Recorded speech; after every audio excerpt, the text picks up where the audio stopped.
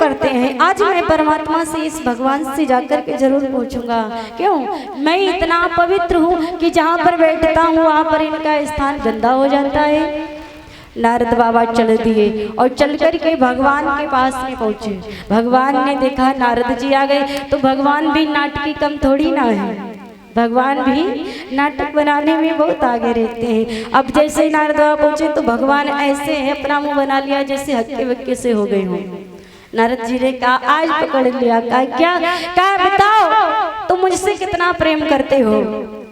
भगवान ने दौड़ करके फिर नारद जी को गले लगाया। अरे नारद, पूछने की कोई बात है क्या, मैं तो आपसे बहुत प्रेम करता हूँ। अच्छा, इतना प्रेम करते हो तो फिर एक क्या देख रहा हूँ। कहा क्या, कहा जिस स्थान पर मैं बैठा था वो क्यों धुलवाया जा रहा। भाई जहाँ प्रेम हो वहाँ कपट की कोई संभावना नहीं हो सकती, और जहाँ कपट हो वहाँ प्रेम की कोई संभावना नहीं हो सकती। मैंने देखा है आपने मेरे साथ में कपट किया है। मैं जिस स्थान पर बैठा था आप उस स्थान को इतने स्वच्छता से क्यों धुलवा रहे हो।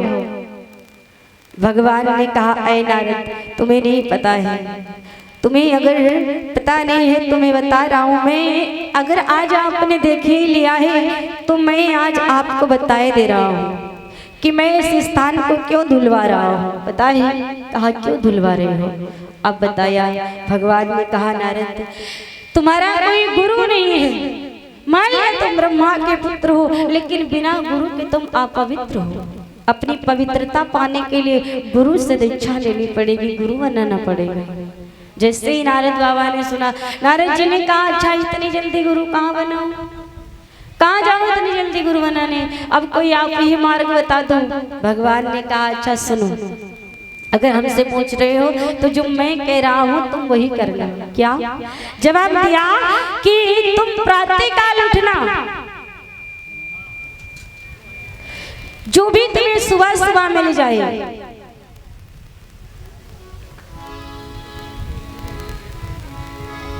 कि जो प्रथम मिली जाहि सतारे, ताहि गुरु तुम कीन्हे हो प्यारे।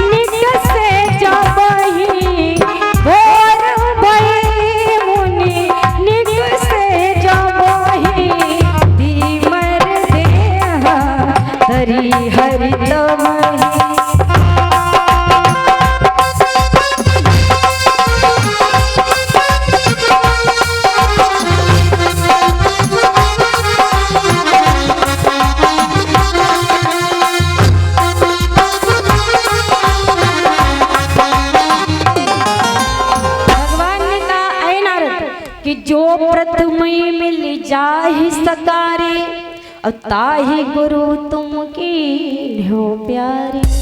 जो प्रातःकाल तुम्हें मिल जाए उसी को तो अपना गुरु बना लेना। जैसे ही नारद बाबा ने इतने शब्दों को सुना, नारद बाबा जी बड़े प्रसन्न हो गए। नारद बाबा जी चले हैं, रात्रि का इंतजार किया, सुबह आया। अब नारद बाबा जी जैसे गुरु की खोज करने के लिए निकले, भगवान ने कहा सूर्य उदय ना हो पाए उसके पहले तुम्हें जो कोई मिल जाए उसे अपना गुरु बना लेना।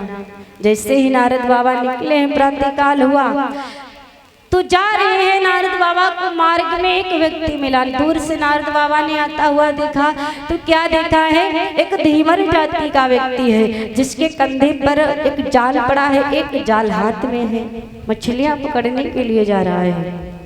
जैसे ही नारद बाबा ने देखा, अब भगवान का आदेश है जो भी मिल जाए सुबह सुबह, अब तो नारद जी को गुरु बनाना ही पड़ेगा। नारद बाबा दौड़ करके गए, चरणों पर गिर पड़े, महाराज मुझे अपना चेला बना लो। उसने देखा अरे दूर दूर, अरे आप ब्रह्मा जी के पुत्र देवऋषि नारद, और कहाँ मैं मृतलोक का तुच्छ एक व्यक्ति जो जाल लेकर के मछलियां हत्या करने जा रहा हूँ। अरे आप इतने ब्रह्मा के पुत्र ब्रह्म ज्ञानी, आप मेरे चरणों पर अरे महाराज दूर हो जाओ, मैं कोई गुरु के लायक नहीं हूँ। नारद बाबा ने कहा नहीं, मुझे भगवान का आदेश है, मुझे अपना चेला बनाना पड़ेगा, आपको राम नाम की दीक्षा देनी पड़ेगी। अब तो नारद बाबा जी ने इतना नारद जी ने इतना प्रेशर डाला, तब उन्होंने कहा ठीक है, अगर भगवान का आदेश है तो हम आपको अपना शिष्य बनाए लेते हैं। उन्होंने राम नाम का मंत्र दिया है और कहा जाओ आज से तुम हमारे चेला और हम तुम्हारे गुरुजी। अच्छा, आजकल के भी चेला बड़े विचित्र हैं, आजकल के चेला भी विचित्र और आजकल के गुरु भी विचित्र हैं। गुरुजी खड़े बाजार में, चेलो कंठी ले और स्वर्ग जाओ या नरक जाओ, हमें रुपया दे। तो आजकल के बड़े ही विचित्र गुरुजी हैं। तो कहते हैं जब चेला बना लिया, नारद बाबा जी वहां से भागे और तुरंत भाग करके कहाँ आए, जहां पर भगवान के लोक में आए। और भगवान के लोक में आए, भगवान ने देखा नारद जी ने गुरु तो बना लिया, क्योंकि वो धीमर देहधारी और कोई नहीं, भगवान ही है। नारद बाबा जी को सिर्फ भगवान ने आजमाने के लिए, एक मार्ग रास्ता दिखाने के लिए कहा है। बल्कि ब्रह्मा जी के स्वयं पुत्र है नारद देव ऋषि, बड़े ही पवित्र हैं, लेकिन भगवान ने सिर्फ अपने एक माया का खेल दिखाया है नारद जी को। अब नारद बाबा जी आए, भगवान दौड़ करके बढ़े आगे, नारद जी को गले से लगा लिया, अरे नारद तुमने गुरु बना लिया। नारद जी ने कहा हाँ गुरुदेव, गुरु तो बना लिया, लेकिन, और जैसे ही लेकिन का शब्द लगाया, भगवान दूर हट करके खड़े हुए, अरे नारद तुमने गुरु में लेकिन लगा दिया, जाओ 84 लाख योनियों में भ्रमण करो। आप बताओ, मात्र नारद जी ने अपनी बात को भी नहीं कह पाया। नारद जी ने इतना ही कहा कि गुरु तो बनाया, लेकिन मात्र मानो कहना चाह रहे हैं कि वो एक नीच जाति का है, लेकिन लगाया और बात अपनी पूरी कह भी नहीं पाई। भगवान ने 84 लाख योनियों में भ्रमण करने के लिए कह दिया।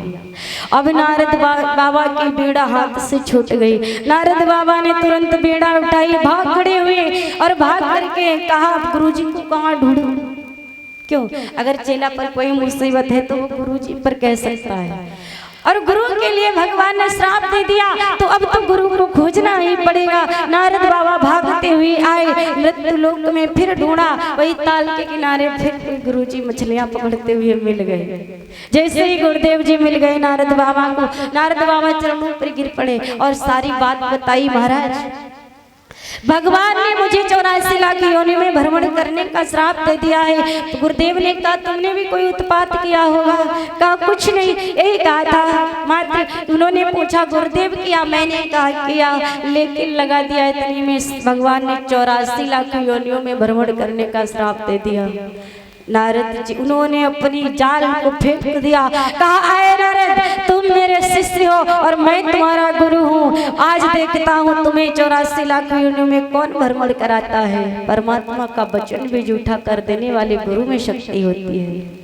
कहा जाओ भगवान ने 84 लाख योनियों में भ्रमण करने का श्राप दिया है और तुम मेरी एक बात मान लो। कौन सी?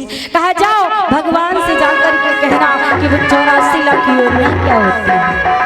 वो 84 लाख योनियों में भ्रमण करने का तुमने कह तो दिया है, लेकिन वो 84 लाख योनियां होती क्या है, जरा मुझे विस्तार से लिख करके बता दो। और जब भगवान लिख करके बताए ना तो तुम अपनी बेड़ा पर पुरख देना और उन पर एक लोट पोट जाना। 84 लाख योनियां जो लिखी होगी ना उन पर लोट पोट जाना, इतना काम करना। नारद जी ने कहा फिर क्या होगा? कहा हम नहीं बता सकते, आप इतना काम कर लो, मेरी आज्ञा है। अब तो नारद बाबा जी भागे और भाग करके वैकुंठ लोक में आए हैं। जैसे ही वैकुंठ लोक में नारद बाबा आए, भगवान ने देखा नारद आ रहे हैं, फिर भगवान खड़े हो गए। अहो नारद क्या हाल चाल है? मिलना है गुरुदेव से। कहा गुरुदेव जी तुम? हाँ गुरुदेव जी से मिल करके आए हैं, लेकिन भगवान एक बात बताओ, आपने श्राप क्या दे दिया? मेरी तो बुद्धि भ्रष्ट हो गई। अरे मैंने कुछ सोच नहीं पाया और अब मैंने कुछ सोच समझ करके आया हूँ। मुझे ये बताओ कि 84 लाख योनियां होती क्या है, जरा हमें लिख करके बता दो। भगवान ने तुरंत लिखना प्रारंभ किया है। भगवान ने कहा ऐ नारद कि कई हरि नौलख जलचर जाति,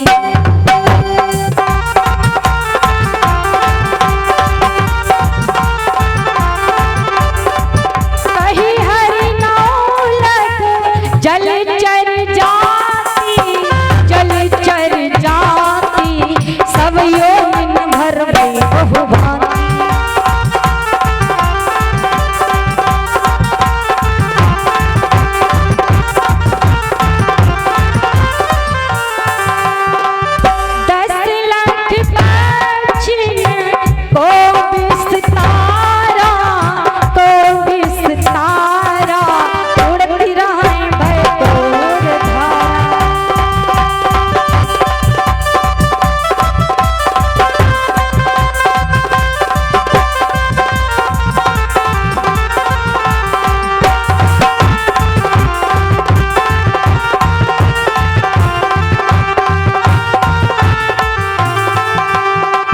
भगवान ने बताया, भगवान ने प्रथम बार में लिखा कि 9 लाख में जलचर की योनि बताई।